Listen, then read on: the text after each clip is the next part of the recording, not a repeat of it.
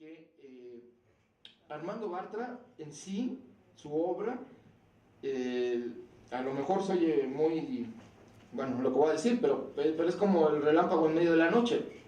Y lo voy a decir porque en la noche de los tiempos del pensamiento único, en la noche del posmodernismo, donde ya todos los discursos se igualaron y no hay diferencia, Armando nunca ha aceptado esta trampa moral, esta trampa cognitiva, esta trampa de conocimiento, o bueno, de la ideología neoliberal, y se asume el debate y asume una postura política de crítica al sistema actual, y siempre, digamos, abiertamente dice que él asume una crítica y una posición siempre toma partido, ¿no? Entonces, en ese sentido, creo que me parece importante que en esa perspectiva, ahora sí que brilla con luz propia en medio de esta noche del pensamiento comprado, porque no solo compran los votos, también compran las becas. Entonces, esa es también una manera de cómo han cooptado a la academia, y creo que voces disidentes dentro de la academia son esenciales, porque el neoliberalismo se dio a la tarea no solo de conquistar el Estado y de subordinarlo a los intereses del mercado, también las universidades, y también los centros de formación y los centros de creación de pensamiento. Y entonces voces como la de Armando no solo ayudan a refrescar o a generar polémica, sino mantienen en el fondo viva la llama del sentido profundo que tienen las instituciones de pensamiento y de conocimiento, y del sentido público que tienen las universidades, que deben estar al servicio del bien público, del bien común, que eso ya se olvidó. Y entonces forman universitarios que pues tendrán su sueño de ser pues empresarios o ejecutivos de los empresarios, o ejecutivo del ejecutivo, pero no tienen una visión, un compromiso, ni siquiera de la materia de la que se forman, mucho menos ya pensando en la sociedad. Y entonces Armando también al mismo tiempo tiene la sensibilidad de ir detectando los síntomas de que eso se va rompiendo, se resquebraja, y cuando habla del 132 no solo se nota su emoción y su revitalización, digamos, humana de su alma rebelde, sino también entiende que los procesos históricos, pues que son de larga data, están dando la vuelta, y que viene una nueva generación inconforme que va a estar llamada a transformar el país, porque ya no tienen espacio para lo otro, para soñar con las distopías de la muerte o del desempleo o de la falta de espacio incluso para vivir. Entonces creo que en ese sentido es muy, muy interesante esta perspectiva. Entonces, creo que la otra gran idea que me parece importante que Armando rescata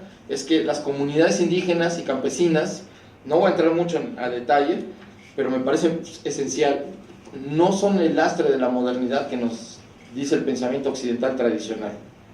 Hoy en día, hasta podría yo decir, no citando a Armando, porque esa es como mi interpretación, digamos, la herencia de la modernidad, como se ha construido digamos, en la historia, pienso que hoy la modernidad no está del lado de la industria neoliberal ni del mercado, sino está de los pueblos originarios y de las sociedades agrarias, porque nos están recuperando la capacidad colectiva de actuar, y al mismo tiempo pues son quienes mantienen una práctica y una forma de entender el mundo que sí permiten la rehumanización de la sociedad.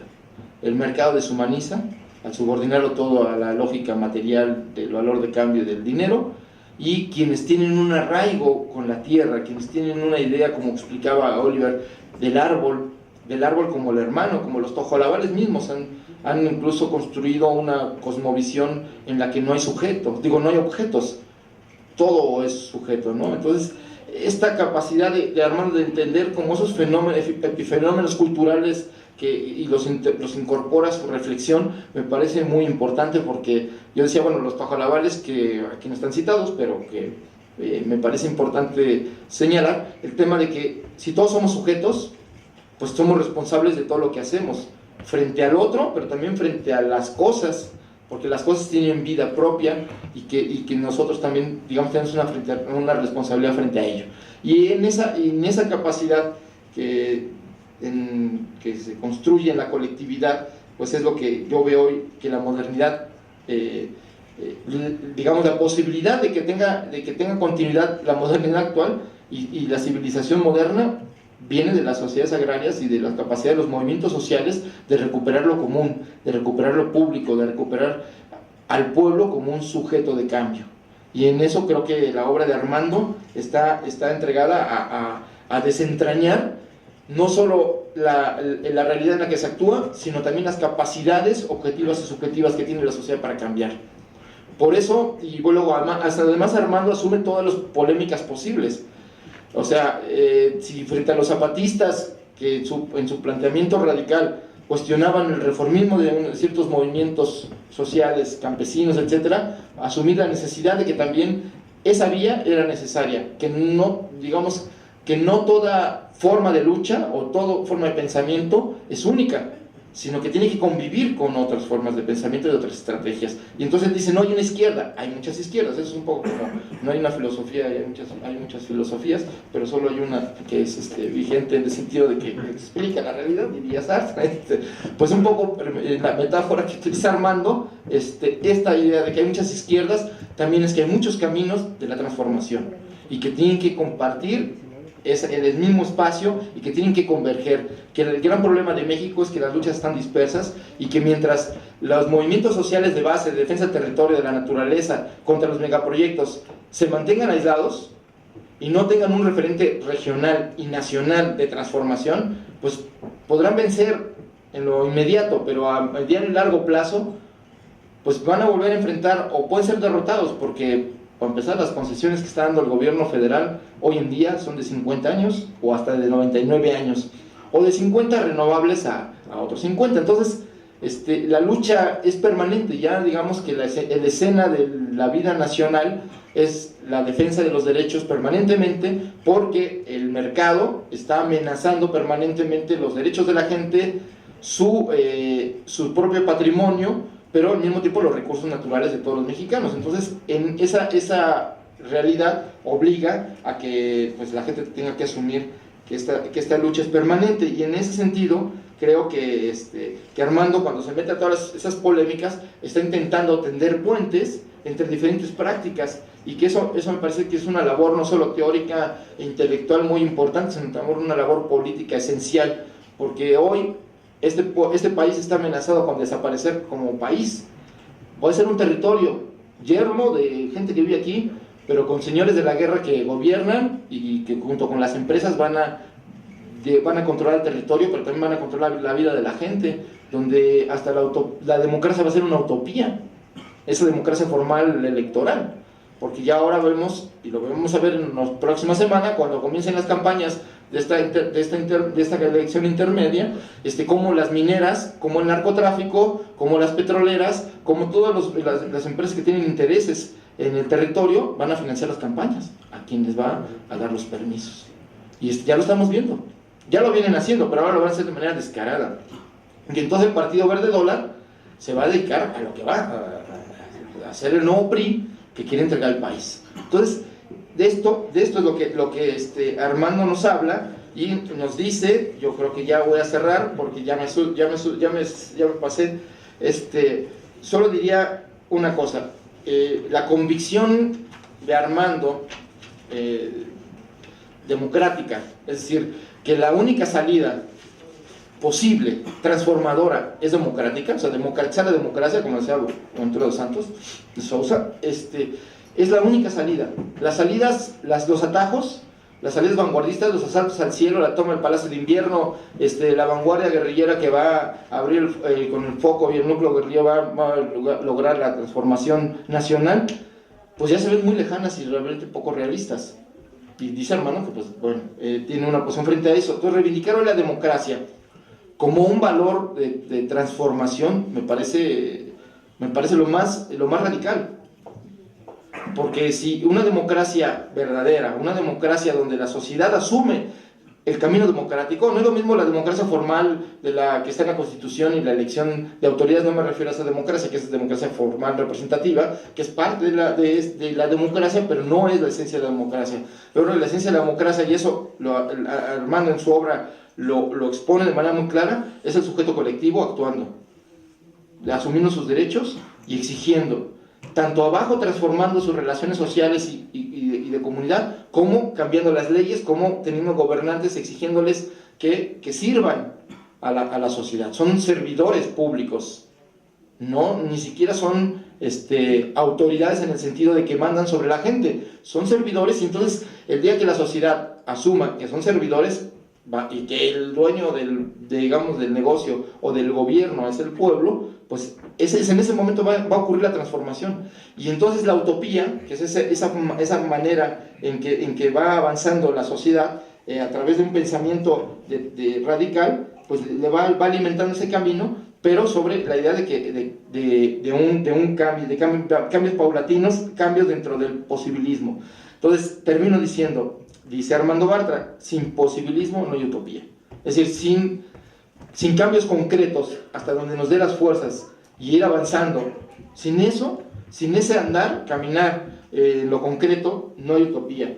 Porque es bueno ser realistas exigiendo lo imposible, pero también ser utópicos consiguiendo lo posible aquí y ahora. Pero no exigir lo imposible, yo diría, bueno, lo dije hace rato, entonces ya no lo voy a repetir. Entonces, termino diciendo, el camino a la utopía está empedrado de posibilidades. Vislumbrar y andar ese camino ha sido una labor permanente de Armando Bartra, un realista utópico, un soñador con los pies en la tierra. Gracias.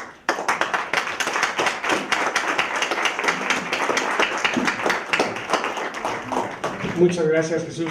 Miren, en verdad que me parece que esta mesa ha sido muy rica porque resume mucho lo que es todo el seminario.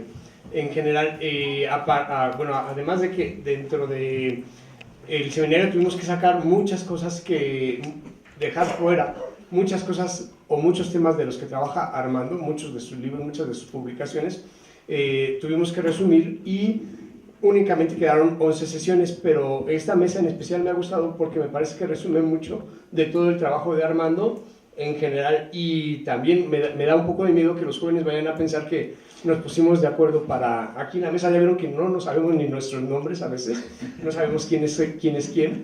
En general, creo que lo más bonito veo que nos une mucho la lectura. Yo los invito básicamente a los estudiantes, a los jóvenes, a que lean la obra de Armando. Es muy vasta. Aquí afuera tienen algunos libros, en la librería de la Unidad tienen otros libros de Armando, y estamos preparando también lo que algún día va a ser la biblioteca Armando Bartra, en donde estamos recuperando todas las obras de Armando en general. Entonces los invito a que la lean para que se den cuenta también por qué es que estamos teniendo tanta coincidencia. Yo platicaba precisamente que ahora que me ha tocado editar algunos de sus últimos libros, lo que más me gusta es que me hace pensar, y eso es lindo, que te hagan pensar las cosas. Yo creo que eso es lo que nos está regalando, y bueno, le vamos a dar 5 minutos para que él hable. Es cierto, es que ya nos agarramos los demás. Armando, por favor. A ver, pues en primer lugar un agradecimiento a los que están aquí presentes. Es miércoles de Semana Santa, o sea, yo pensé que esto iba a estar no ralito como está, sino realmente vacío. Entonces, en primer lugar a ustedes. Yo sé que esta escuela es perversa y aquí hay clases cuando los demás ya están de vacaciones, pero aún así el hecho de que estén aquí es de agradecerse. Obviamente agradezco a Miguel Ángel, voy a empezar a dar nombres, que es, como lo ha dicho, editor y buen amigo, y de los que están aquí presentes, Oliver y Jesús. Simplemente para ver el panorama completo, estaban previstos Claudia Albertani, que no pudo venir, Oliver y Jesús. Y Claudio es un anarquista, confeso, quiero decir, no es que no es esta acusación fácil, sino que él se asume como ácrata, y en parte por eso estaba aquí, o hubiera debido estar aquí, y esperemos que algo presente escrito. Oliver lo dijo ahora, se adscribe, digamos, dentro de esta visión neozapatista del ZLN, y Jesús no es nada más eso, pero también está vinculado claramente a Morena, y estos dos, los que sí vinieron, son marxistas, y Claudio no lo es. Esta era un poco la idea que se trataba de vender. Si no hubieran sido quienes son, no los hubiera invitado, aunque sería en el caso de que uno estaba en Morena, el otro estaba en la órbita del zapatismo y el otro fuera anarquista. Oliver está, entre otras cosas, porque me sorprende notablemente que un politólogo utilice a Cortázar, por ejemplo, en sus cursos, como confesó en otra ocasión, y que se preocupe por el modo en el que está escrito lo que está escrito. Cuando leyó un fragmento de Cortázar, que no es el que cito yo, y que terminaba diciendo el alto desafío del Fénix, el alto desafío del Fénix, bueno, pues yo no perdono la posibilidad de decir cosas tales como el alto desafío del Fénix, o como lo que se llama, lo que les voy a leer dentro de un rato, que es vivir en vilo. Entonces, uno se preocupa por cómo suenan las cosas que dice. ¿Por qué? ¿Por qué se preocupa uno? Y respondo rápidamente preguntas y luego a leer mi texto. ¿Por qué este asunto? ¿Por qué preocuparse por la forma? Yo, conforme he ido dudando más de mis ideas, he sido menos dogmático para conmigo mismo, he empezado a poner en crisis mi propio pensamiento, me he preocupado más por el modo de decirlo, por el modo de expresarlo, porque creo que si uno logra encontrar una manera polisémica, multisignificativa de decir las cosas, entonces uno no está condenando a sus lectores a que acepten o rechacen lo que está diciendo, sino que hay la posibilidad de interpretación, la diversidad de posibles interpretaciones. Benjamin se excede de vez en cuando, ¿no? Uno puede interpretar casi cualquier cosa. Sobre este asunto de que si, de la calidad poética de un escrito, yo he dicho por ahí, es parte de las metáforas que me gusta utilizar, que los movimientos sociales, y por eso me adscribo a ellos, me parecen los poetas de la historia. Entonces, el problema no es que nosotros escribamos, usemos el lenguaje poético, no usemos el lenguaje poético, sino que hay algo que está más allá del lenguaje, que puede ser poesía, que es lo que llamamos poesía, lo que Bachelard llamaría poesía, la imaginación poética, según Bachelard, que me parece que es también la imaginación política. Entonces, por ahí va. Luego, preguntas puntuales. La otra cuestión, ¿cómo hablar sin expropiar las voces de los sujetos, ¿no? Yo creo que el problema no es solamente, aunque hay que hacerlo, respetar lo que la gente dice y asumir quién lo está diciendo, porque si no resulta que nos expropiamos las palabras de la gente. Pero mi problema mayor no es respetar lo que la gente dijo tal como lo dijo y poner el nombre del que lo dijo, sino hacer convincente lo que dijo, no fidedigno, sino convincente. Y cuando uno está sentado junto a un campesino de 70 años que está contando sus experiencias, es convincente porque él está ahí. Cuando uno lo está escribiendo, deja de ser convincente, a menos que uno sea capaz de hacer esas palabras que él dijo con su presencia algo convincente. Entonces hay que saber escribir, como dice Clifford Geertz, como antropólogo. El chiste del antropólogo es escribir, porque la gente que habla a través de él y él interpreta no está ahí. La otra cuestión, ¿cómo evitar el tiempo lineal? Sí, claro. ¿Cómo evitar las cronologías y una lectura lineal de las cosas inmediatista? Bueno, yo creo que ya se ha dicho aquí, tú mismo lo dijiste, lo dijo Jesús, es que así como lo local decimos remite a lo global y viceversa, pues así lo inmediato y lo breve, es decir, lo que pertenece a la cuenta corta, remite a la cuenta larga, tanto hacia atrás como hacia adelante. Cuando yo digo, nos rompieron la madre en el 68 textualmente, hubo decenas de muertos en Tlatelolco, hubo compañeros en la cárcel, no podíamos aceptar la idea de que la gente estaba viendo en las Olimpiadas en la televisión, pero lo vemos en perspectiva y las cosas son otras. Entonces, solo sacando el 68 de la cuenta corta podemos entender lo que las cosas son, y ese es el intento. Es decir, los chavos del 132, y ahora diría yo los chavos de todo el país, que no son del perfil ibero de los 132, sino los chavos que son más bien del perfil de las normales rurales, están teniendo su 68, espero que sin 2 de octubre, pero están teniendo su 68 en el sentido de proyectarse hacia el futuro. Si así es, pues vamos de gane. Otra pregunta por ahí, la polifonía de las luchas, ahí muy breve, la ruptura. Yo creo que si logramos hacer multidimensional la resistencia, somos invencibles. Si nosotros somos previsibles y nos vamos sobre ciertos aspectos, temas o cuestiones que son obviamente importantes y no podemos andar inventando causas que no existen, es más fácil que nos derroten. Si nosotros somos imprevisibles y enfrentamos todos, en todos los niveles, con energía y no con la lógica de la rentabilidad. Esto es una lucha importante y hay que concentrar las fuerzas. Esto es una lucha irrelevante y no hay que concentrar las fuerzas. ¿Quién decide cuál es la lucha relevante y cuál es la no relevante? Bueno, esto creo que es el sentido de la multidimensionalidad o polifonía. Y bueno, en el caso de Jesús hay algo que le voy a tratar de robar si puedo. Es decir, el problema del sistema no es únicamente la burguesía, no es únicamente los machines, no son únicamente los colonizadores, sino también las ladies y los mirreyes. Es decir, un orden de ladies y de mirreyes como el que padecemos tiene que ser cuestionado en cuanto a tal. Y es el racismo, no solo el colonialismo, sino el racismo. Te lo compro, trataré de usarlo. La otra cuestión, esta visión apocalíptica, ¿no?, de un orden, de una fragmentación de señores de la guerra, sería algo así como la consigna de Peña Nieto, crear 2 o 3 muchos atlacomulcos. Sí, es un escenario aterrador. Y bueno, el problema de la violencia no es una pregunta expresamente. Yo creo en la violencia simbólica, y apuesto a la violencia simbólica. Creo que los movimientos sociales se caracterizan por utilizar al máximo la violencia simbólica, y hay que hacerlo. Hay que desacreditar en términos culturales, en términos de las imágenes, al orden y al sistema. Y creo que es una parte inevitable del movimiento social, la autodefensa, la defensa y el uso de la violencia, de la contraviolencia. Eso no me parece fuera de discusión. El problema es que, bueno, hay que decidir cuándo, cómo y dónde, o cuándo te obligan y cuándo no te obligan, y cuándo decides o no. Lo que yo dudo cada vez más, y en realidad quizás siempre dudé, es de la idea de la conversión de la energía social en una fuerza armada. Es decir, reducir la energía social a una fuerza armada y lo demás no son más que sus bases de apoyo. No estoy usando la fórmula de los zapatistas, estoy usando una fórmula anterior, como ariete principal de la revolución. Yo creo que no. Quizás, pues, por la vía de la violencia armada se puede derrocar un Estado. Una revolución es algo mucho más largo, mucho más complicado, y no se hace de esa manera.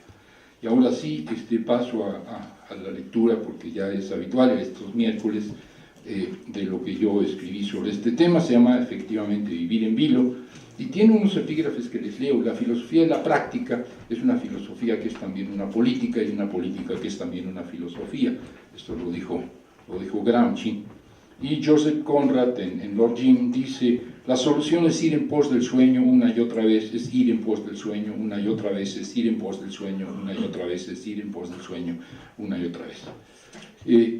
Hoy hablaré de política, y entonces en lugar del estilo académico usaré el coloquial. Un habla más de plaza que de aula, porque las cosas que importan hay que decirles al tiro, así nomás, sin demasiado rebuscamiento. Entonces, empezaré con una pregunta. ¿Se puede ser de izquierda cuando el progreso está en cuestión, tanto en su versión capitalista de opulencia con libertad individual, como en su versión socialista de opulencia con equidad social? ¿Se puede ser de izquierda cuando el desarrollo, que era el progreso de los pobres, es desertado por los antidesarrollistas, postdesarrollistas y adeptos al summa causae? ¿Se puede ser de izquierda cuando la modernidad se desacredita, el primer mundo harto, adicto, pero insatisfecho predica la posmodernidad, el segundo mundo ex-socialista se afilia a una cínica desmodernidad, y en el tercer mundo reverdecen Arcadias premodernas o antimodernas como las andino-amazónicas? ¿Se puede ser de izquierda cuando el Estado-nación y la democracia representativa pierden adeptos, pero descreemos también, y con justa razón, de las dictaduras revolucionarias? ¿Se puede ser de izquierda cuando la historia ya no es el círculo que vuelve al pasado fundacional, pero tampoco la flecha que vuelve hacia el futuro promisorio, sino una urdimbre de cursos sinuosos, titubeantes, ebrios, desconcertados? ¿Se puede ser de izquierda cuando las personas ya no se afanan tanto por construir utopías donde van a ser libres, sabias, opulentas y felices, sino por algo más simple y desafiante y perentorio, la sobrevivencia del género humano? ¿Se puede ser de izquierda en los tiempos de la gran crisis? Vaya, pues se puede ser de izquierda, se puede seguir siendo izquierda, se puede, me respondo, y vaya que se puede. Y no solo se puede, hoy más que nunca se debe ser de izquierda. En la presente encrucijada civilizatoria, restablecer a la izquierda como forma de pensar y de sentir, como convivencia solidaria, como acción colectiva, es literalmente, y se dijo ya aquí, asunto de vida o muerte.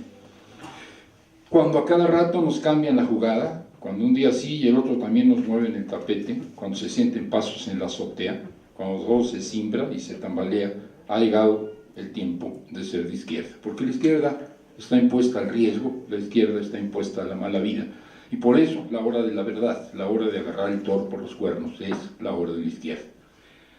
Pero es inadmisible, sin embargo, que los viejos izquierdistas, como yo, por ejemplo, sigamos siendo izquierda porque sí, por dejadez, por rutina, por inercia, porque bibliografía es destino, y ya leímos muchos libros de marxismo, porque somos chilangos y a lo mejor hasta vivimos en el sur de la ciudad, porque todos los días ojeamos la jornada y de vez en cuando vamos a escuchar las conferencias de los gurús de la zurda profunda, y no.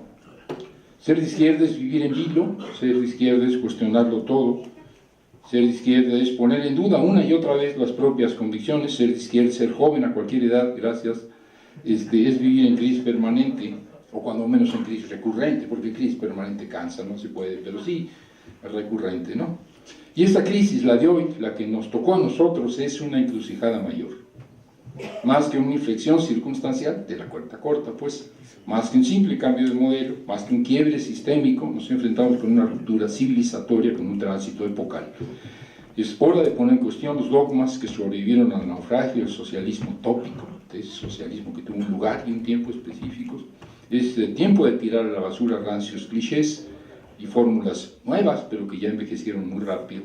La izquierda necesita una purga, necesita librarse de lastres, necesita una poda para rebrotar.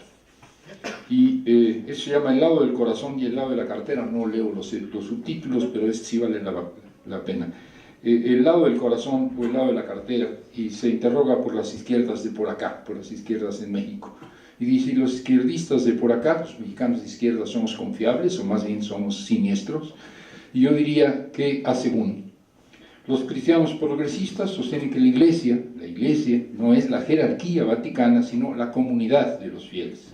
Y de la misma manera pienso yo que la izquierda no es la burocracia, los aparatos esclerosados, sino el movimiento vivo de quienes compartimos impulsos y convicciones. En esta perspectiva, la izquierda mexicana, la de hoy, la del tercer milenio, goza de cabal salud. La que sí está enferma y grave, es la izquierda institucionalizada y esclerosada, una zurda travesti que en un cuarto de siglo pasó del activismo generoso al oportunismo chambista, un pseudo-izquierdismo ambidiestro y mercenario, cuyos desfiguros, creo que todos lo sabemos, son de pena ajena. Y es una lástima, porque nos hace falta un buen partido de izquierda. Como lo prueba, a mi juicio, el curso reciente de Latinoamérica, en particular los éxitos comerciales del progresismo y las transformaciones políticas y estructurales ocurridas en Venezuela, Brasil, Argentina, Bolivia, Ecuador, Uruguay, Chile. Espero que ahora que están en riesgo y en peligro, casi todas ellas, ahora sí nos preocupemos por tratar de apoyar estos proyectos y no simplemente verles las debilidades que sin duda tienen. Y también en la Unión Europea tenemos el avance en las calles y en las urnas, aunque el Podemos no haya sido tan exitoso como algunos pensaban que iba a ser en su debut, pero de los radicales griegos de Syriza y de los españoles de Podemos, porque está visto que los grandes cambios se cocinan aquí, a ras de suelo, pero también hay trabajo importante que hacer allá arriba, en los gobiernos, en los congresos. Y por fortuna en México, obviamente esto es mi apuesta, está naciendo una organización política de nuevo tipo que pretende ser a la vez partido y movimiento, si es que tal cosa grotesca puede funcionar. Sin embargo, entre nosotros el descrédito de los partidos y el descrédito de la llamada clase política es grande y merecido, más que merecido, de modo que este movimiento de regeneración nacional no la va a tener fácil, aún así me parece plausible. Mi juicio positivo sobre la salud del izquierdismo social mexicano es el optimismo de un pesimista bien informado. Estoy invirtiendo la tesis, que es habitualmente que el pesimista es un optimista bien informado. No, yo soy un pesimista que en la medida en que miro a mi alrededor me voy volviendo cada vez más optimista. Voy a tratar de transmitirles esta percepción. Para no ir tan lejos en pos de estas izquierdas razas que gozan de cabal salud, quisiera rememorar aquí, en la capital, en esta tierra de chilangos, que quieran que no sea el ombligo político de la patria, para los que no son chilangos, hemos presenciado en las últimas décadas los mayores, los más exaltantes gentíos contestatarios de la historia de México, tan grandes que a veces hasta se enchina el cuero y dan ganas de llorar. No es solo que ahora somos más mexicanas y mexicanos de los que éramos antes, también es porque ya se nos hizo costumbre repelar, porque se nos ha ido quitando lo dejado y ya nos volvimos respondones, porque hemos descubierto el orgullo y la satisfacción de estar juntos, de asolearnos o empaparnos en comunidad, de gritar, cantar, bailar al unísono nuestras convicciones. Para no aburrir a los muy chavos hablando de tiempos remotos, demasiado remotos, recordaré solo algunos trances vividos por nuestra Plaza Mayor, por el gran comal cívico que es el Zócalo, en lo que va de este joven siglo XX, o fines del XIX. No hace mucho llegaron al Zócalo, y todo esto es alegórico, es decir, el Zócalo es el lugar en el que están las fuerzas sociales. No hace mucho, digo, llegaron ahí al Zócalo los indios, como culminación de la gran espiral que fue la Marcha del Color de la Tierra. Los neozapatistas del ZLN tuvieron un multitudinario recibimiento en el mero Zócalo, días antes de que la comandante Esther iluminara con su presencia y con su voz el lóbrego recinto de San Lázaro. Cierto, lo sabemos, a la postre los derechos autonómicos de los originarios no entraron en la Constitución como tales, pero lo marchado, ¿quién se los quita? Además de que desde entonces los indios están en el centro del pensamiento crítico y de la práctica contestataria de este país. Algo más tarde llegaron los campesinos. Un par de años después del ZLN, pequeños agricultores de todos los rumbos se saltaron las trancas y dejaron venir a la capital en número de 100.000 a gritar al unísono: el campo no aguanta más. Y quien sepa cómo y dónde viven los campesinos de este país se da cuenta que dejarse venir 100.000 aquí a la capital no es como tomar el metro y llegar al Zócalo. Luego negociaron un acuerdo nacional que a la postre el gobierno no cumplió, pero desde entonces el movimiento de los campesinos no ha parado. A cada rato se manifiestan ahí los asalariados, un mes sí y el otro también. Los sindicalistas se rejuntan en el Zócalo o cuando menos hacen presencia en el Monumento de la Revolución, donde ahí están. En veces son los maestros democráticos de la Coordinadora Nacional, decía yo, otros los electricistas del ESME, o los telefonistas, o los tranviarios, o los trabajadores de la UNAM, o los heroicos en verdad, mineros. O todos juntos, las veces en que los congrega una causa común, una bandera compartida. Y cuando no son, digo, las zocaleadas gremiales, son las zocalizas de ciudadanos, que a cada rato convocan los que ahora son de Morena. Desde el millón que salió a la calle a protestar por el desafuero de Andrés Manuel López Obrador cuando era jefe de gobierno, hasta las acciones en defensa del petróleo y de la economía popular. El desafuero lo frenamos, en cambio la percudida elección de 2006 no se limpió y entonces se robaron de nuevo la elección. En cuanto al petróleo, la primera vez descarrilamos el intento de privatizar a Pemex, pero en la segunda fracasamos. No siempre se gana, no siempre se pierde. Recientemente el Zócalo ha sido escenario de la rebelión de las víctimas. En un país donde la violencia de los cárteles de la droga se entrevera con la violencia de la fuerza pública, donde los crímenes del narco y los crímenes del Estado son indiscernibles los unos de los otros, en un país así todos, ustedes, yo, todos somos víctimas. Y las víctimas alzamos la voz. Así las ejecuciones de Tlatlaya, los asesinatos y desapariciones forzadas de los normalistas y de los no normalistas, que también murieron ese día ahí, desataron oleadas solidarias que llenaron la Plaza Grande una y otra vez. Y aquí, en el Aleph de la Nación, se arraciman también los emperifollados gays en sus multicolores marchas anuales, y los chavos se ponen hasta atrás en las tocadas, y los patinadores que ya hasta aprendieron a deslizarse con garbo en la pista de hielo, y los bibliófilos en las ferias del libro. Y sin que haga falta convocatoria, todos los domingos vayan por allá, los mexicanos de a pie se congregan para brincotear al ritmo que marcan el Huehuetl y el Teponaztle, para volar paracaídas en las varadas calientes que brotan del inframundo donde habita el metro, a degustar interminables tostadas de las grises, a roer patitas de pollo, ahora ya casi no hay, a echar novio o novia, porque apropiarse festivamente de los lugares públicos también es una forma de ser de izquierda, y este zocalote para todos da. Cierto, hay resistencias que no pasan por la Plaza Grande de la Nación, hay resistencias que no tienen tanto reflector, pero estoy convencido de que si miramos bien a nuestro alrededor descubriremos que en todos lados se cuecen con frijoles con cilantro, que en los más recónditos rincones de la patria hay mexicanos y mexicanas en rebeldía, hay compatriotas erguidos y contestatarios a su modo, cada quien a su modo.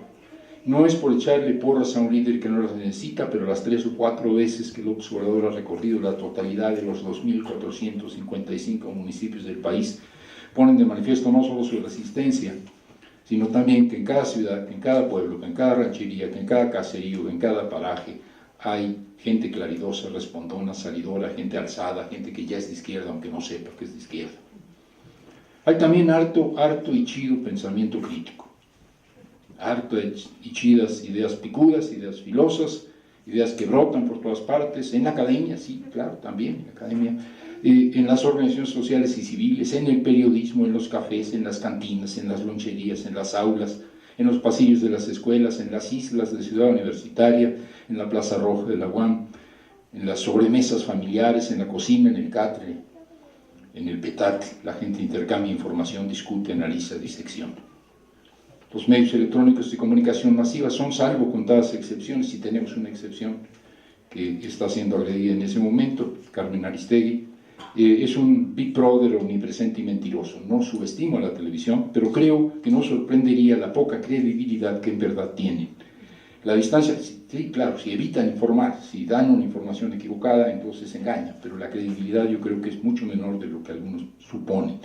Pienso que la distancia crítica es lo que caracteriza la forma en la que la mayor parte mira y escucha como de soslayo estos medios. Para muchos el medio, el que hablaba McLuhan, dejó de ser el mensaje o el masaje que él mismo decía, y se volvió el paisaje, un ruido de fondo, un decorado.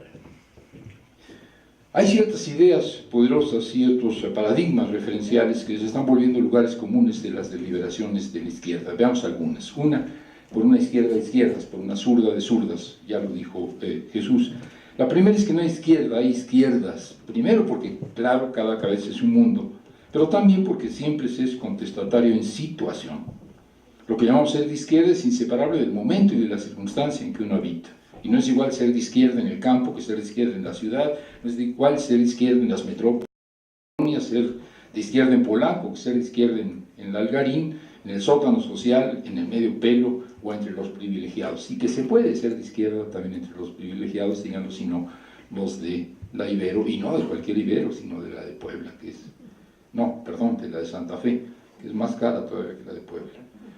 Entonces, la izquierda también tiene clase, la izquierda tiene edad, la izquierda tiene género, la izquierda tiene momentos y situaciones, que se puede ser de izquierda en la fábrica y de derecha en la cama, que es lo más frecuente.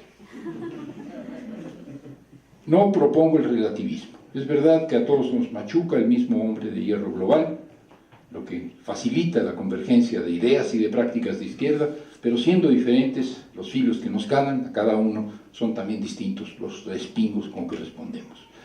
Trajinemos pues con las izquierdas, o si se quiere, con una izquierda ecuménica, en el sentido griego de la palabra ecuménico, es decir, de la totalidad del mundo conocido, para ellos el Mediterráneo, es decir, global, y en un sentido cristiano, de convergencia de confesiones, es decir, una izquierda global y plural. La segunda cuestión, altermundismos hechos a mano, utopías de andar por casa. Otra idea que comienza a abrirse paso es que no podemos seguir viviendo de ilusiones, que no podemos seguir viviendo de promesas siempre incumplidas, que no podemos seguir viviendo siempre de un más allá de leche y miel que se aleja como el horizonte. No podemos, cuando ya no nos queda tanta vida por delante. Ustedes todavía pueden hacerse ilusiones, pero uno qué. Entonces hay que creer en la utopía del aquí y el ahora. Trato de explicarme. No es que soñar con el socialismo, que soñar con el comunismo, con el altermundismo, con la fraternidad universal, con la sociedad sin clases, con el summa causae, o más modestamente con un México sin PRI, sin PAN y sin PRD. No es que esto esté mal. Lo que está mal es el providencialismo científico de una izquierda que, como los oráculos de la antigüedad, quiso leer el porvenir en las entrañas del sistema, ahora las entrañas económicas del sistema. Lo que está mal es la fetichización de un futuro disque prepagado, que supuestamente nos esperaba con la limusina y el chofer al final del camino. Lo que está mal es que en nombre de una utopía siempre posdatada, una utopía que puede ser de derecha o puede ser de izquierda, porque de las dos las hay, marchemos en pos del porvenir como las ratas marchan tras el flautista de Hamelín, y que nos tengan trabajando para la historia como quien trabaja en una fábrica, como quien tira de una yunta, ¿no?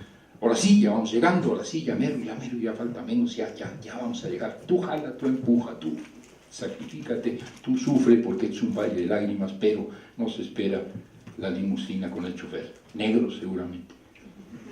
Y luego ya acabaremos con el racismo, pero de momento va a ser negro, como el presidente de los Estados Unidos.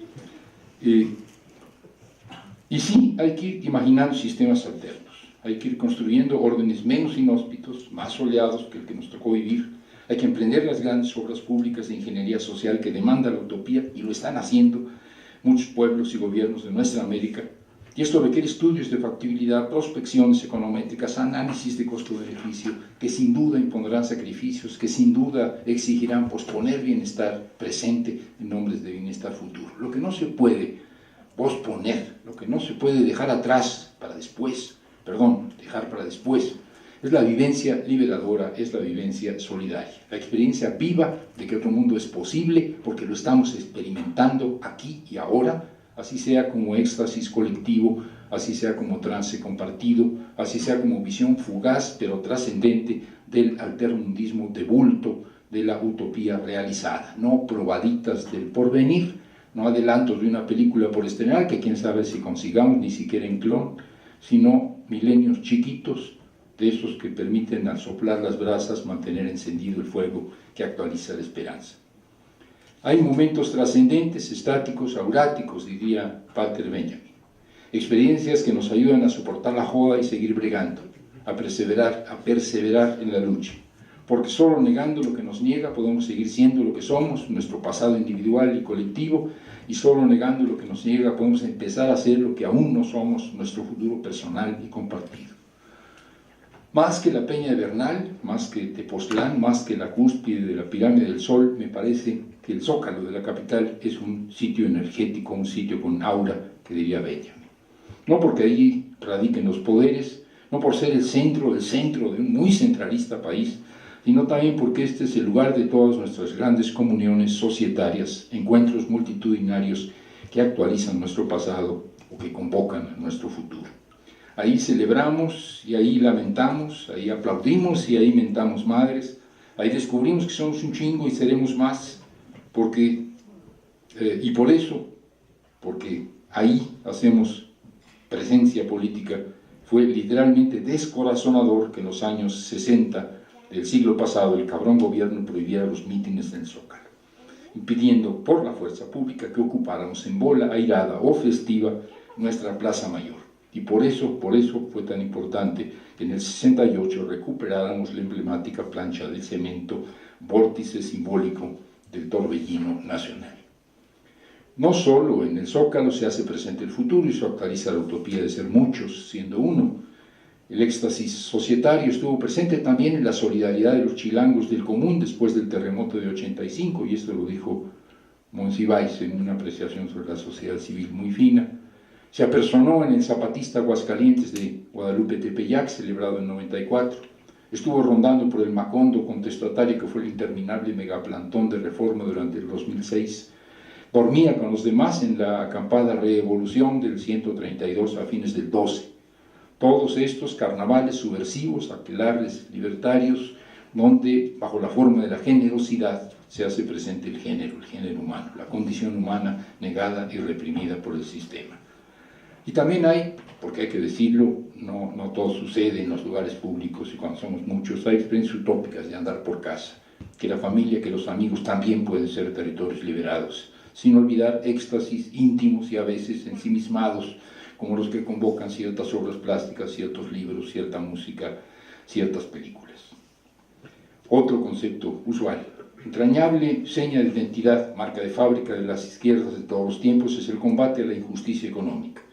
Y al alba del siglo XXI, la atroz desigualdad sigue siendo la ofensa mayor con que nos agravia el gran dinero. El 20% privilegiado de la humanidad posee el 75% de la riqueza, el 20% más empobrecido apenas el 2%, situación que empeoró a resultas de la crisis económica global, ya que por la gran recesión se perdieron cientos de millones de empleos. En el arranque del tercer milenio, 1 de cada 6 seres humanos se despierta con hambre y con hambre se acuesta. Esta desafiante situación no va a cambiar fácilmente, no cuando menos con parches, trapos calientes y sobaditas, porque el capitalismo es un sistema explotador y excluyente por naturaleza, un orden inhóspito, donde lo mejor que te puede pasar es, pues, si te va bien, el capital te va a expropiar del producto de tu esfuerzo, y lo peor, si te va mal, es que te va a arrebatar las condiciones materiales y económicas para desplegar tu actividad vital, haciéndote a un lado, dejándote al margen en la banca, en calidad de fuerza de trabajo excedente, de sobrante social, de paria económico que no vale ni como productor ni como consumidor. Este sometimiento y expoliación que valen para todos los trabajadores, pero que se enconan, se afilan con las mujeres y con los grupos étnicos históricamente colonizados pues el gran dinero es un orden clasista, pero también colonialista y patriarcal. Esto los de izquierda lo supimos siempre, pero hoy sabemos también que no es lo peor, que el mercantilismo absoluto no solo explota y excluye sin medida ni clemencia, también destruye las premisas sociales y naturales de las que depende la existencia de la humanidad. La desigualdad es ancestral, pero el capitalismo transformó inequidades que estaban y mantenían socialmente en una diferenciación fría, despersonalizada, mecánica, que se reproduce de manera automática a través de la operación económica del sistema. Y para eso fue necesaria una gran inversión, un vuelco civilizatorio por el cual pasamos de ser, Polanyi una vez más, sociedades con mercado, como eran las antiguas, a sociedades de mercado, como lo es el orden que regentea el gran dinero. En el absolutismo librecambista, los bienes ya no solo tienen dos dimensiones que tenían en las viejas sociedades mercantiles, no tenían valores de uso para poderse intercambiar, y para poderse intercambiar adquirían un valor de cambio. Ahora ha tenido lugar un drástico giro por el cual el valor de cambio devino un fin en sí mismo, el valor de uso pasó de ser vehículo del cambio a ser un simple medio. A raíz de este trascendente vuelco histórico, los intercambios dejaron de orientarse a la satisfacción de necesidades humanas para enfocarse solo a la ganancia. Afán de lucro por el que todo, absolutamente todo, debe ser convertido en mercancía. Pero no basta con privatizar, no basta con etiquetar. La dictadura del código de barras tiene también efectos sobre la conformación material de los bienes. Bienes que para ser buenas mercancías, obedientes y cumplidoras, deben favorecer el intercambio mercantil por sobre todas las cosas y caiga quien caiga. Así el valor de mercado no solo se monta sobre el valor de uso, también lo retuerce, lo estruja, lo pervierte. La comida, el vestido, la vivienda, los medios de transporte no sirven para nutrir, arropar, cobijar, trasladar a las personas, sino para que los fabricantes ganen dinero. El resultado es que en vez de que los usuarios se apropien de las cosas atrapan a los usuarios. La comida chatarra nos devora, la ropa de marca nos encandila, los gallineros geo nos descobijan y el primer asentamiento del suelo se caen encima de la familia, los automóviles nos inmovilizan en esta ciudad. Y el efecto es aún más nefasto con los medios de producción, presuntas fuerzas productivas que en el capitalismo devienen fuerzas destructivas del hombre y del medio.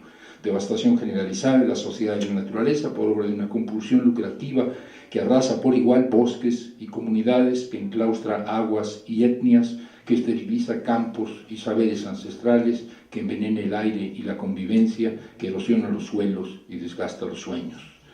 Al desfondar el orden social y natural, el capitalismo nos tiene al borde de la extinción como especie. La recesión económica que nos agobia desde 2008 no viene sola, es parte de una gran crisis civilizatoria cuyas dimensiones climáticas, energéticas, migratorias, culturales, políticas, bélicas se han ido desplegando en los últimos lustros y han puesto a la humanidad en el más grave predicamento que jamás haya enfrentado. Ser hoy de izquierda es, pues, tener conciencia social, pero también conciencia ecológica. Es someter a crítica el modelo económico y el orden político, sin olvidar el sistema científico-tecnológico que lo sustenta. Y no es que la ciencia y la técnica sean malignas de suyo, que no lo son, pero tampoco son por naturaleza benignas.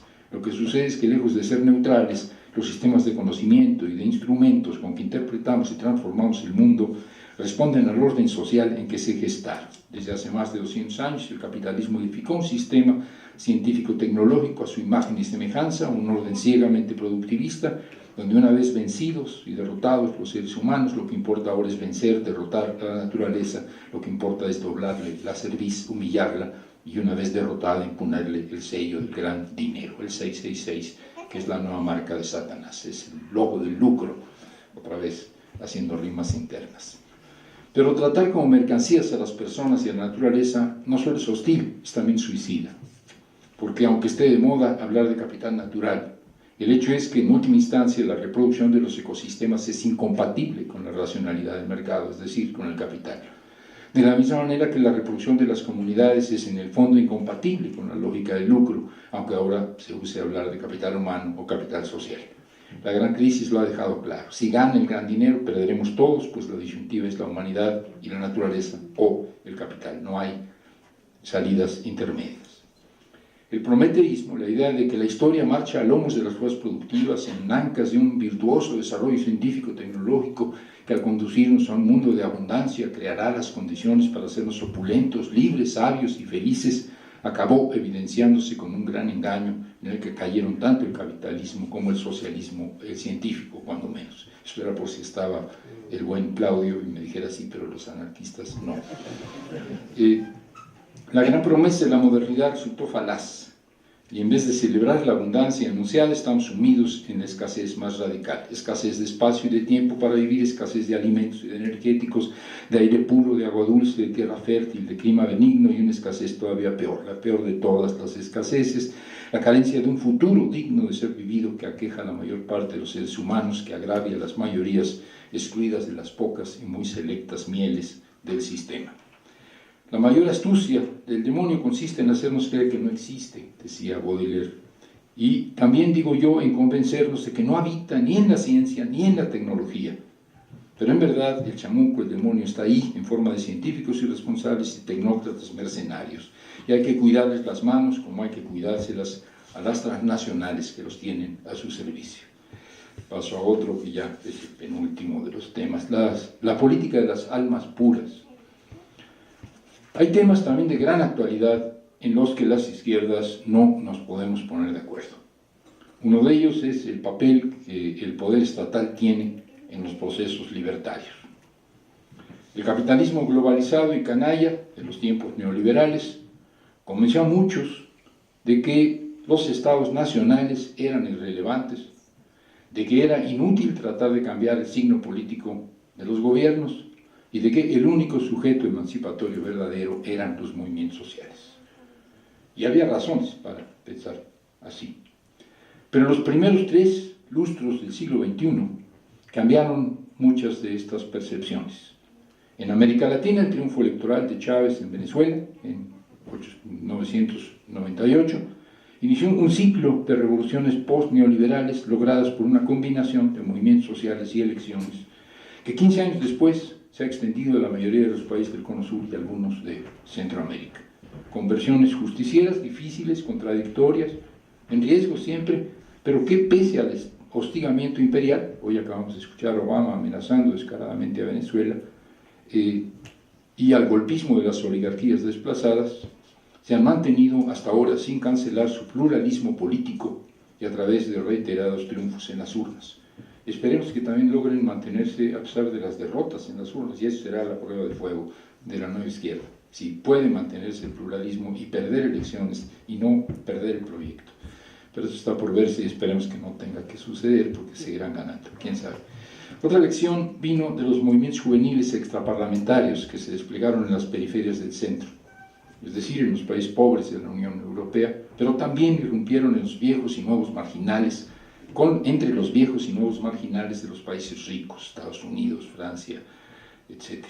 Algo más tarde, esto se hizo presente en la primavera árabe, una marejada juvenil en el norte de África y del Oriente Medio que hizo caer gobiernos autoritarios. En otros lugares, he dicho ya, no voy a enfatizarlo aquí, la aportación de imaginación política y de carnavalización de la protesta que encuentro en estos movimientos.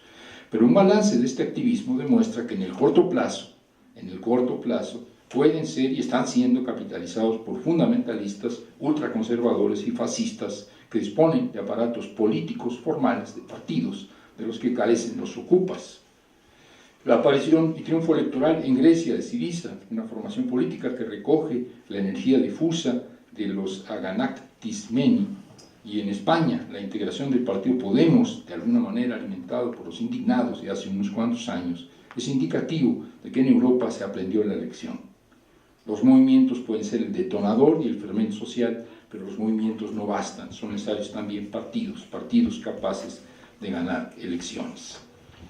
En México el debate sigue abierto. Hay aquí sólidas razones para que la gente busque una opción distinta del PRI, del PAN y del PRD. Pero también las hay para que muchos desconfíen de todos los partidos, los habidos y los por haber. Hay razones sólidas para las cuales muchos descrean de las elecciones. Una apatía o indignación que a mí me parece en el fondo estéril y que las izquierdas deberían combatir, pues favorece a la derecha. El problema está que hay entre nosotros un discurso que, presentándose como contestatario y hasta radical, alimenta el abstencionismo. No es un planteamiento nuevo, es el mismo que en 2006 coincidió con la derecha en que López Obrador era un peligro para México, facilitando la maniobra usurpadora de Calderón. Lo increíble es que 100.000 muertos después, sumando a los del PAN y los del PRI, los anulistas sigan pensando que todos los candidatos son iguales y que cualquiera que hubiera ganado, el resultado hubiera sido el mismo. Es una ofensa, en verdad es una ofensa pensar que si nosotros hubiéramos ganado, y asumo, si nosotros hubiéramos ganado, hubiera habido los mismos 1.000 muertos que hubo. Es una ofensa inadmisible. No todos somos iguales. ¿Qué es lo que hay entonces detrás de este descreimiento radical? Pienso que lo que subyace en el anulismo y otras fórmulas por el estilo es la política de las almas bellas, y aquí me pongo académico, como debe de ser, como las llamó Guillermo Federico Hegel en la fenomenología del espíritu. Dice Hegel, leo textualmente: el alma bella es la genialidad que sabe la voz interior de su saber inmediato como voz divina. Repito, el alma bella es la genialidad que sabe la voz interior de su saber inmediato como voz divina. A esta buena conciencia le falta, sin embargo, la fuerza de la enajenación, la fuerza de convertirse en cosa, la fuerza de soportar el ser. Vive en la angustia de manchar la gloria de su interior en la acción y la existencia, y para conservar la pureza de su corazón rehúye todo contacto con la verdadera realidad. Alma bella desventurada que arde consumiéndose a sí misma y se evapora como una nube informe que se disuelve en el aire. Hacía poesía también el buen Hegel. Salvo en la hipótesis de que en un presunto orden post-industrial, post-nacional, se diluye la forma Estado, posible, de modo que el poder central, ya no existiera más. La propuesta de resistir al sistema sin tomar el poder, y satanizando a los progresistas que sí quieren tomar el poder y que sí quieren cambiar de gobierno, me parece que no es una forma de crear contrapoder abajo y a la izquierda, tarea en la que todos estamos todos los días, espero, y que debemos de desarrollar, sino una manera de banalizar y esterilizar la energía social, conduciéndola a terrenos inocuos. Pero si el poder que no queremos tomar y que tampoco hacemos desaparecer ni decimos cómo va a desaparecer, no solo existe, sino que garantiza la reproducción de las relaciones sociales oprobiosas que padecemos, y por ende no podemos sustraernos de sus incumbencias, será inevitable que le hagamos peticiones, será inevitable que le hagamos emplazamientos, será inevitable que le hagamos reclamos, cuando menos que le mentemos la madre, porque ahí está el cabrón, ahí está, aunque digamos que ya se esfumó y que en el neoliberalismo los estados nacionales ya no existen, ahí está. Y aún para mentarle la madre hay que reconocerlo. Y si el poder no atiende nuestras demandas, no escucha nuestros reclamos, no responde a nuestras mentadas de madre, no será porque es poder, y por lo tanto conservador, es decir, el garante político del sistema y el servidor del gran capital, sino que será porque es insensible, porque es traidor, porque forma parte de la malhadada clase política. Todo con tal de no tomar el poder. Otra vía de escape a la vieja política es tratar de llegar al poder, pero sin seguir las reglas del poder, es decir, ciudadanizando, o sea, despolitizando el asalto al cielo burocrático. Así se apela a los comités de notables por encima de toda sospecha, porque están por encima de toda sospecha, si no, no serían notables, si no los habríamos elegido nosotros, que los elegimos porque son notables por encima de toda sospecha, o que no son. A los constituyentes ciudadanos, que por sus artes deliberativas, ustedes han deliberado alguna vez en un constituyente ciudadano, refundarán al país. A los candidatos civiles, que a diferencia de los políticos, eso sí garantizan plenamente la honorabilidad. Lo cual no es más que una cortina de humo o una racionalización ingenua, naif, para soslayar que en el fondo se está apuntalando el poder realmente existente. Paradójicamente, los que resisten, pero no consideran que el poder estatal sea un espacio digno de ser tomado, debieran una resistencia que reconoce al gobierno realmente existente como esencialmente inmutable y por tanto una y otra vez negocia y dialoga y lo increpa y lo emplaza y le reclama. Si no podemos cambiar el gobierno, no nos queda más que negociar con el gobierno y, claro, con plena y total y radical desconfianza en ese gobierno. voy a citar a Zizek, pero es de muy mala leche, pero bueno, de modo. Es de un texto que se llama La Revolución Banal. Dice, la formulación de Marcos de que los zapatistas no están interesados en la revolución, sino más bien en una cita Zizek, una revolución que haga posible la revolución, significa que deben permanecer meramente siendo el sitio de la resistencia, un correctivo al poder estatal existente, no solo sin el objetivo de reemplazarlo, sino también sin el objetivo de organizar las condiciones en las que este poder desaparezca. Esto es, pues, algo que amerita discusión. Empecé diciendo, en esto las izquierdas no estamos de acuerdo, cuando menos no en México. Y termino con unas pocas palabras. En resumidas cuentas, ¿qué es lo que yo vine a decirles hoy aquí acerca de la política y acerca de las izquierdas? Vine a decirles que, según yo, los ídolos de la modernidad se han derrumbado, que urge que nos pongamos al día. Vine a decirles que la gran transición que nos tocó vivir, ser de izquierda, no solo es posible, sino que es necesario, pues hoy, como nunca, el pensamiento crítico y la acción solidaria son asuntos de primera necesidad. Vine a decirles que si el optimista es un pesimista bien informado, yo me declaro optimista, tengo pruebas de que la izquierda social vive y de que la lucha continúa.